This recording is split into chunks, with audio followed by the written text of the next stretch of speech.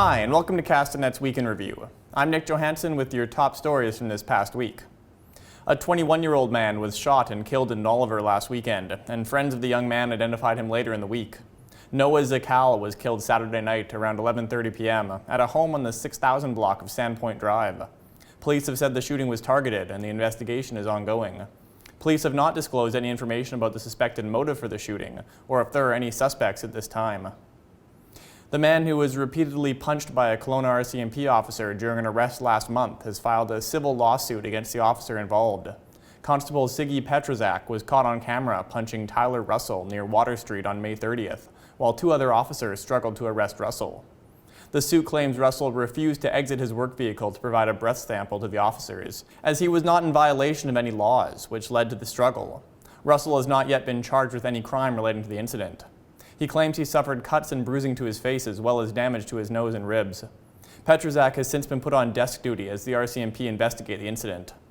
BC Health Minister Adrian Dix announced Friday an immediate investigation will be undertaken after he learned of allegations of a racist game being played in one or more BC emergency rooms, where staff made guesses about Indigenous patients' blood alcohol concentration. Dix called the allegations intolerable, unacceptable, and racist. It's unclear where the alleged games were being played or how widespread the actions are believed to have been. Mary Ellen Turpel-Lafond, a BC lawyer, has been tasked to independently investigate the allegations.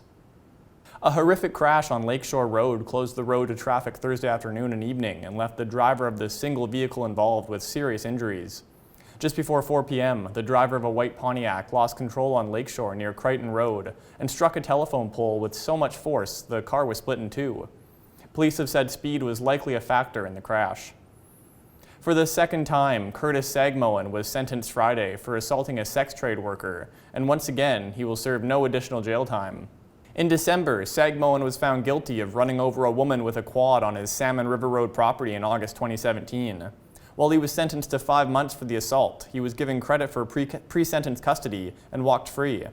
A number of protesters attended the sentencing hearing on Friday.